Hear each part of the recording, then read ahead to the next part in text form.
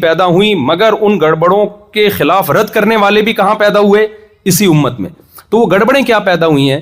جیسے یہود و نصارہ میں عیسائیوں نے خاص طور پر عیسیٰ کو اللہ کا بیٹا بنا کے بھی کہا کہ ہم توحید پرست ہیں. ایسے ہی میرے بھائی مسلمانوں میں بہت سے لوگ ایسے پیدا ہوئے جنہوں نے معبود کا مفہوم ہی لوگوں کے دلوں میں غلط بٹھا دیا اور کہا کہ وہ شرک کرنے کے باوجود کہا کہ ہم ایک خدا کو مانتے ہیں. وہ کیسے گڑبڑ ہوئی ہے؟ پہلی بات, انہوں نے کہا کہ دیکھو بھائی, انہوں نے کہا کہ اللہ کے علاوہ بھی مدد طلب کرنا جائز ہے, بازاروں سے بھی مدد مانگ سکتے ہو, نبی سے بھی مدد مانگ سکتے ہو, فرشتوں سے بھی مدد مانگ سکتے ہو. جب اس سے کہا گیا بھائی ایاک نعبد و ایاک نستعین, قرآن تو ہم سے دن میں 5 دفعہ یہ معاہدہ کرواتا ہے, اے اللہ ہم تیری ہی عبادت کرتے ہیں اور ہم تجھ ہی سے مدد طلب کرتے ہیں, تو پھر آپ کسی اور سے مدد کیوں مانگ رہے ہو؟ کیوں کہہ رہے ہو یا علی مدد, یا رسول اللہ مدد, یا غوث آدم مدد, اور مزاروں پہ جا کے سجدے کر کے قبروں کو کیوں پکار رہے ہو آپ؟ تو انہوں نے کہا بھائی ہم خدا کو تو ایک ہی مانتے ہیں. اللہ کتنے ہیں؟ دیر از نو گاڈ ایکسپٹ اللہ. ہم کب کہہ رہے ہیں کہ یہ معبود ہیں, یہ خدا ہیں؟ ہم کب ان کی عبادت کر رہے ہیں؟ تو ان سے کہا جاتا ہے بھائی دعا مانگنا بھی تو ایک عبادت ہی ہے. انہوں نے کہا کس نے کہا؟ کون سی ڈکشنری میں لکھا ہے کہ دعا مانگنا عبادت ہے؟ تو ہم نے کہا بھائی قرآن کہتا ہے وَمَن يَدْعُ مَعَ اللَّهِ إِلَٰهًا آخر, جو اللہ کے علاوہ کسی اور کو پکارے گا اس کا انجام اچھا نہیں ہے. ایاک نعبد و ایاک نستعین, ہم تجھ ہی سے مدد طلب کرتے ہیں. تو یہ تو قرآن بار بار کہہ رہے بھائی عبادت اور مدد کس سے ہوگی بھائی؟ حدیث میں آتا ہے الدعاء مخ العبادہ, دعا تو عبادت کا جزو اعظم ہے. عبادت کی سب سے بڑی قسم کیا ہے؟ بول لیں نا, دعا ہے. تو دعا عبادت ہی ہے. تو انہوں نے کہا بھائی دعا عبادت جب بنے گی جب ہم اللہ کے علاوہ کو پکاریں یہ سمجھ کے کہ یہ خود ہماری مدد کرتے ہیں. ہم کہتے ہیں کہ ہم ان کو پکاریں گے, اللہ نے ان کو اختیارات دیے ہوئے ہیں.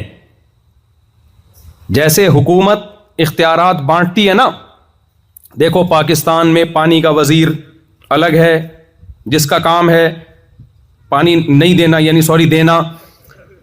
گیس کے وزیر, سوئی گیس کے وزیر الگ ہے نا, جو بھی مختلف, مجھے تو وزارتوں کی پوری قسموں کے نام نہیں آتے. گٹر کے ڈھکنوں کے وزیر الگ ہیں.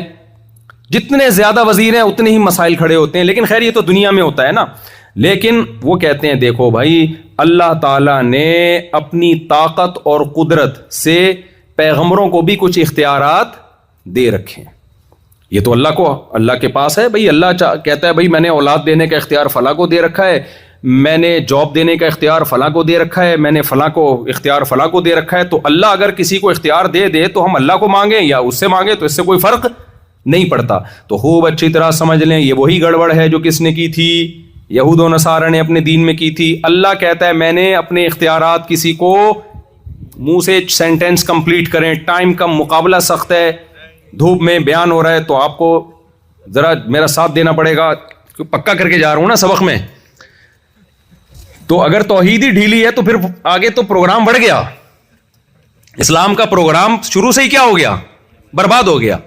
تو عقیدہ توحید پہ کوئی کمپرومائز نہیں ہے بھائی.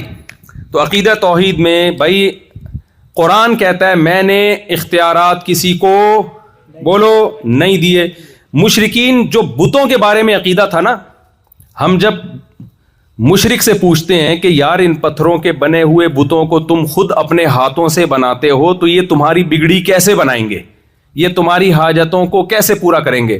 تو وہ جواب میں کیا کہتے ہیں؟ اتنی سینس تو ان میں بھی ہے کہ یہ کیا کر سکتے ہیں. وہ کہتے ہیں یہ خود نہیں کرتے, ان کو اختیارات کس نے دیے ہیں؟ اللہ نے دیے ہیں. اصل تو بھگوان وہ ہے جو آسمانوں پہ ہے, اصل تو وہی ہے, لیکن اس نے ان کو اختیارات دیے. اللہ کہتے ہیں میں نے کسی کو اختیارات نہیں دیے. اس شرک کی قرآن میں نفی ہے. ٹائم چونکہ کم ہے تو میں وہ آیتیں پڑھ کے سناتا کہ قرآن نے جو نفی کی ہے نا اسی شرک کی ہے, کیونکہ 2 خداؤں کے مشرکین بھی قائل نہیں تھے. مشرکین کب کہتے تھے کریٹر 2 ہیں؟ وہ کہتے بھائی ایک کریٹر ہے. وَلَئِن سَأَلْتَهُمْ مَنْ خَلَقَ السَّمَاوَاتِ وَالْأَرْضَ لَيَقُولُنَّ اللَّهُ. قرآن کہتا ہے جب ان سے پوچھا جاتا ہے خالق کون ہے, وہ سب بیک زبان ہو کے کہتے تھے کون ہے؟ اللہ. ہندو بھی کہے گا کون ہے؟ اللہ. سکھ بھی کہے گا کون ہے بھائی؟ اللہ. عیسائی بھی کہے گا کون ہے؟ اللہ. وہ نام انہوں نے چینج کر کے رکھے ہوئے لیکن کریٹر ایک ہی مانتے ہیں سب. تو کریٹر کو ایک ماننے سے آپ توحید پرست نہیں بن جاتے. آپ کو یہ ماننا پڑے گا کہ میرے سارے مسائل کا حل صرف اور صرف اور صرف کس کے پاس ہے؟ اللہ کے پاس ہے. یہاں جلدی جلدی اسپیڈ میں ہوں چونکہ میں. ایک اور اشکال, بعض حضرات پھر اس پہ ایک اشکال اٹھاتے ہیں بھائی کہ اگر اللہ کے علاوہ کسی سے مدد مانگنا حرام ہے تو پولیس سے کیوں مدد مانگتے ہو؟ اب دیکھو سیکیورٹی گارڈ ہے نا, مدد لے رہے ہیں ہم ان سے, بھائی دائیں بائیں سے کوئی ایسی حرکت کرنے کی کوشش نہ کرے جو کینیڈا میں آپ کے وقار کے خلاف. تو سیکیورٹی گارڈ ہو گئے نا, مدد طلب کی ہے نا ہم نے سیکیورٹی گارڈ سے. بھائی ہم جب سیلاب میں ڈوب رہے ہوتے ہیں پولیس سے مدد طلب کرتے ہیں, غوطہ خوروں سے مدد طلب کرتے ہیں, بیمار ہوتے ہیں ڈاکٹروں سے مدد طلب کرتے ہیں. تو جب ڈاکٹر آپ کی مدد کر سکتا ہے تو پیغمبر کیوں نہیں کر سکتے؟ اور جو ہے وہ قبر میں بابا کیوں نہیں کر سکتے؟ تو خوب سمجھ لیں, there are 2 types of help. مدد کی کتنی قسمیں ہیں؟ 2.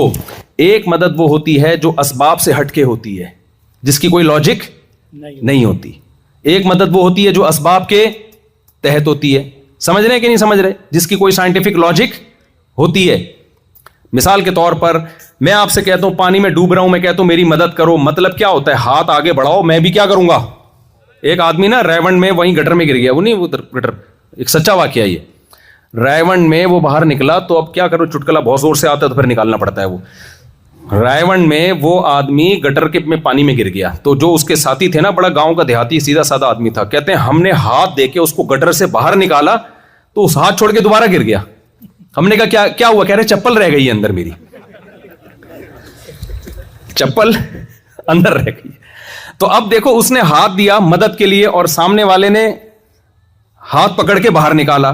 یہ مدد اسباب کے تحت ہے, یہ اسباب سے ہٹ کے نہیں ہے.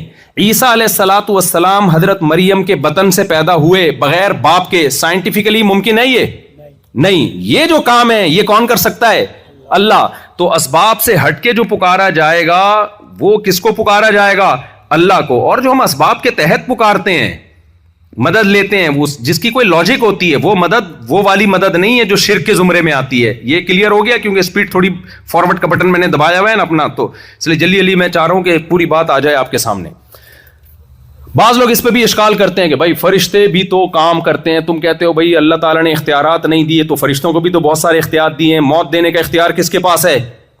وہ جو فرشتہ آتا ہے نا موت کا, جب وہ آتا ہے آدمی پوچھتا ہے بھائی کس سلسلے میں حاضر ہوئے, تو بتاتا ہے آپ کی موت لینے کے سلسلے میں حاضر ہوا ہوں میں. تو وہ بھی تو موت کا فرشتہ ہے. وہ بھی جب وہ موت اور زندگی اس کے ہاتھ میں ہے تو پیغمبروں کے ہاتھ میں بھی موت اور زندگی کیوں نہیں ہے؟ تو اس کا جواب خوب سمجھیں. کسی سے کام لینا الگ بات ہے, کسی کو کسی کام کا اختیار دے دینا الگ بات ہے. دیکھو میں اگر پین سے لکھتا ہوں کوئی تحریر تو قلم سے میں کام لے رہا ہوں, لکھنے کا رائٹ اور اختیار قلم کے پاس نہیں ہے. تبھی آپ کچھ لکھواؤ گے تو مجھے کہو گے, قلم کو تھوڑی کہو گے. آپ نے کہا کہ بھائی اس دن مفتی صاحب پین سے کچھ لکھ رہے تھے, تو یہ پین بڑا زبردست لکھتا ہے بھائی, مفتی صاحب نے آئی لو یو لکھ کے دیا تھا اس میں. تو آپ گئے پین کے پاس, یار تم نے اس دن آئی لو یو لکھا تھا, یا اپنی ہونے والی کے پاس گئے, شروع میں وہ جب آئی لو یو بولتی بہت اچھا لگتا ہے, جب ہو جاتی ہے اس کے بعد پھر اگر اچھا لگے تو پھر یہ سچی مچی کا ہوتا ہے. تو آپ نے کہا یار دوبارہ یہ لکھ, تو قلم کیا کہے گا؟ بھائی یہ میرے لیے پاسبل نہیں ہے. آپ کو یار اس دن تو نے لکھا تھا. بھائی لکھا میں نے نہیں تھا, کاتب جو رائٹر ہے اس نے لکھا تھا, لکھنے کا کام مجھ سے لیا تھا, لہذا پکارا رائٹر کو جائے گا, قلم کو پین کو نہیں پکارا جائے گا. سمجھتے ہو گے نہیں سمجھتے؟